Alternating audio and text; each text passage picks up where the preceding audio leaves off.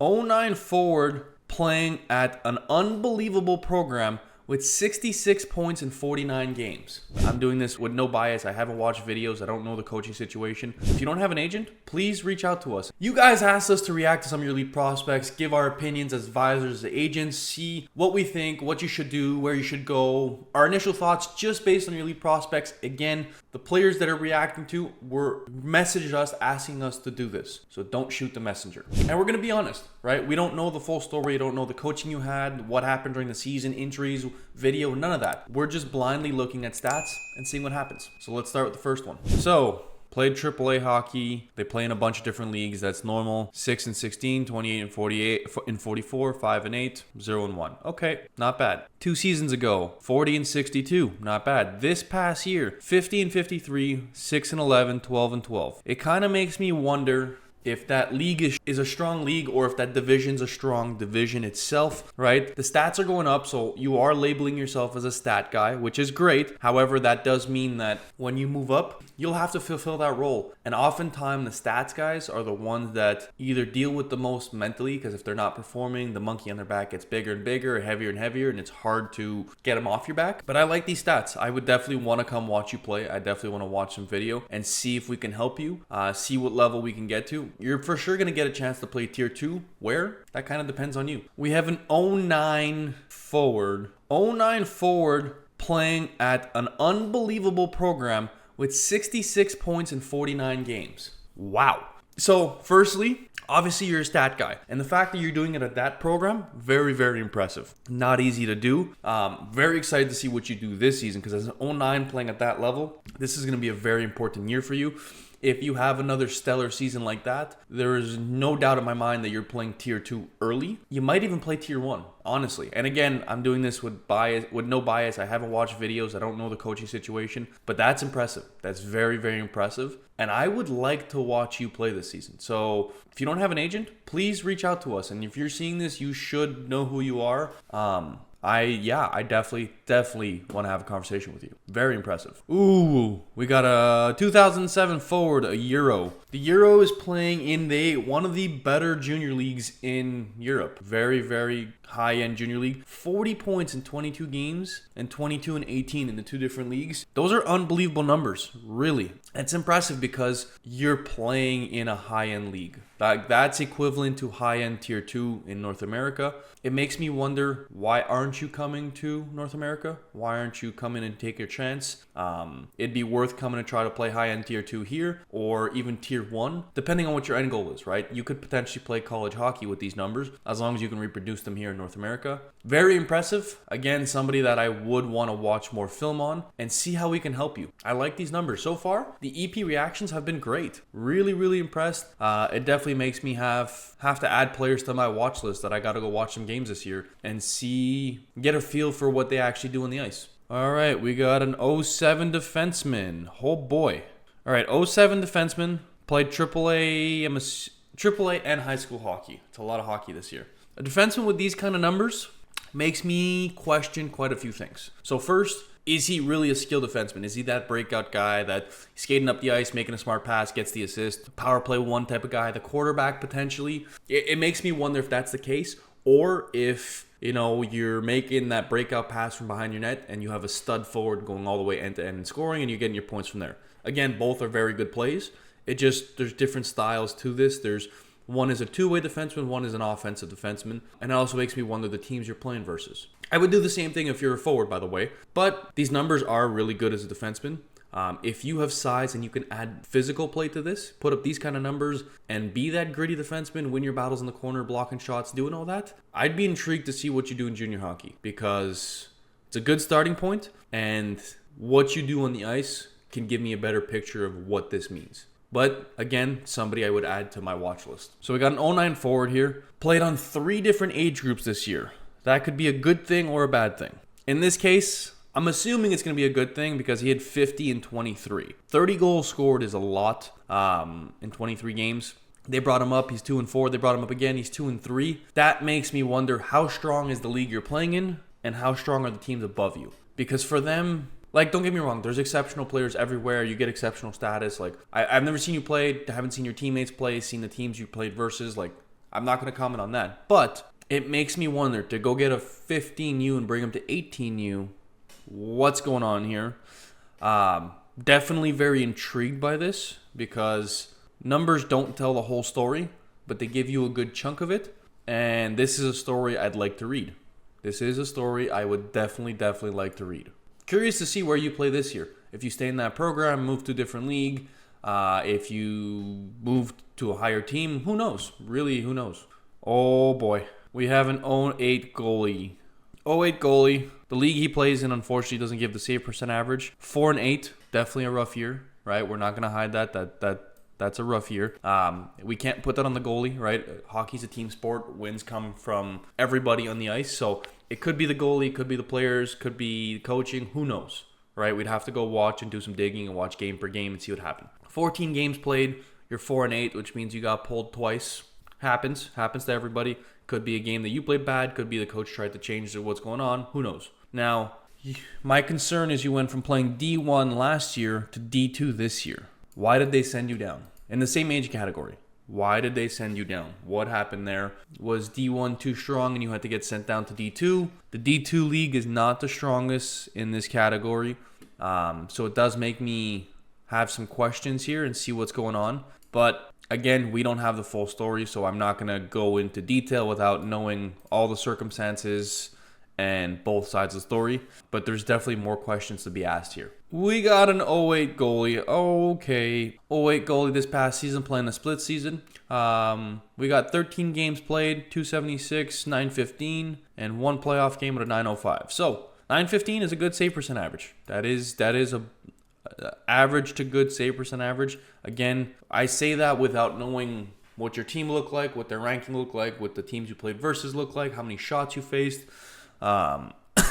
I would say a 915 is something to be happy about, very happy about. I wish I could see the win-loss categories here, because if I could see that, I can kind of put 2 and 2 together a little bit more, right? If you got a 915, you got mostly losses. You stood on your head. 915, mostly wins. All right, it's a team battle. What's going on? Let's get some more details going on here. 276, I don't always look at this. I don't take the goals against average as the huge piece of data, because goals against average matter is more based on your team play, whereas the save percent average is more based on you.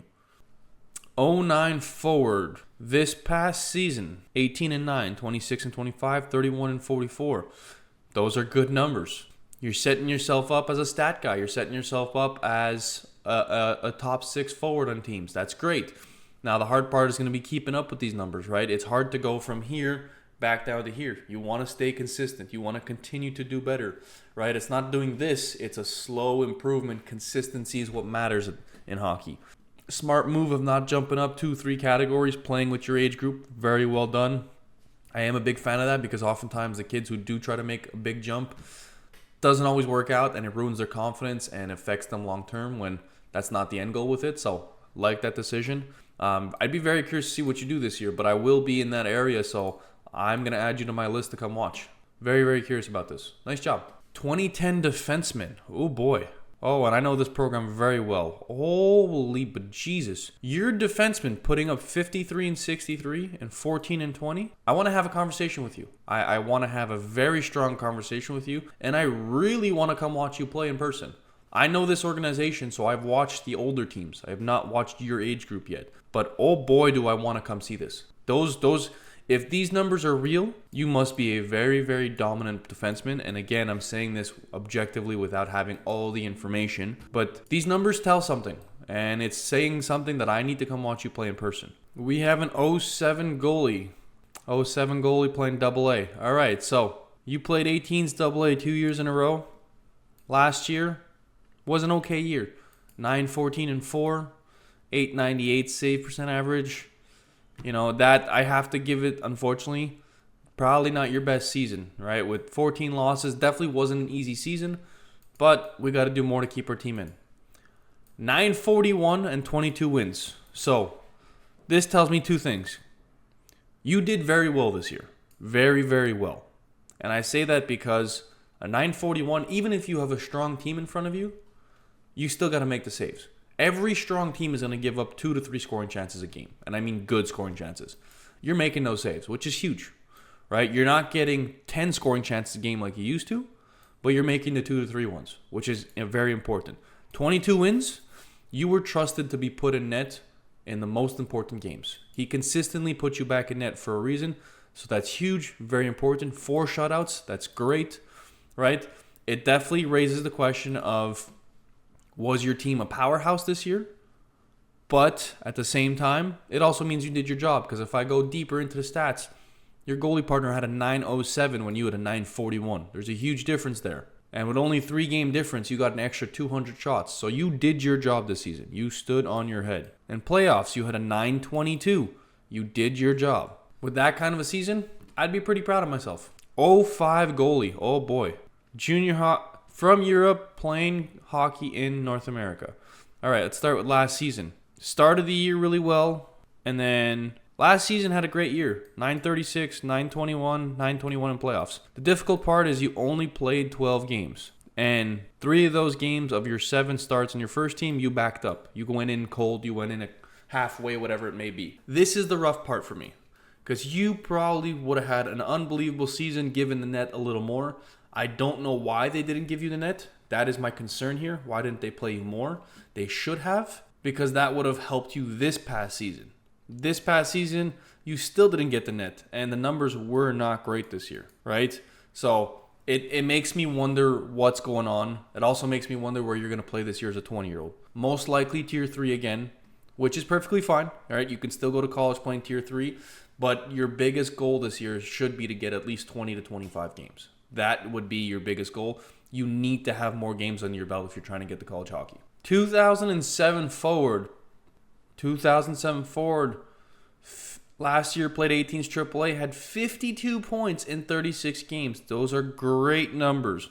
The year before, 31 and 36, you were setting yourself up to be a stat guy, which who doesn't want to be a stat guy? You get to play the power play. You don't got to battle in the... I'm kidding, you do have to battle in the corners.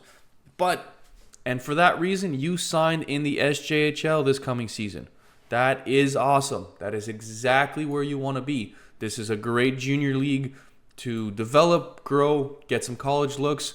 They have the program you signed with is a stunning program. They do a great job with their players. You should be happy with yourself. And I'm very curious to see what you'll do in that program this year. Nice job. We have a 2010 goalie. Holy bejesus. Okay, 2010 goalie playing U15 AA. 15 starts, 0.8 goals against, 953, 6 shutouts, 14-0-1. Okay, this tells me a range of things. First, how good was your team?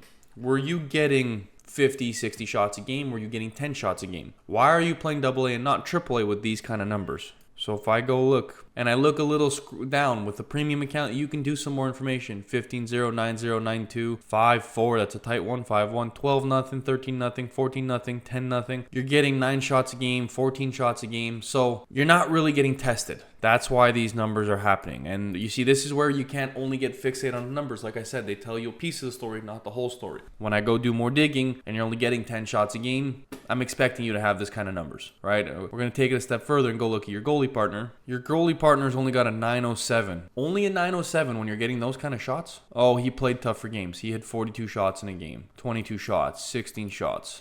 So he played tougher games.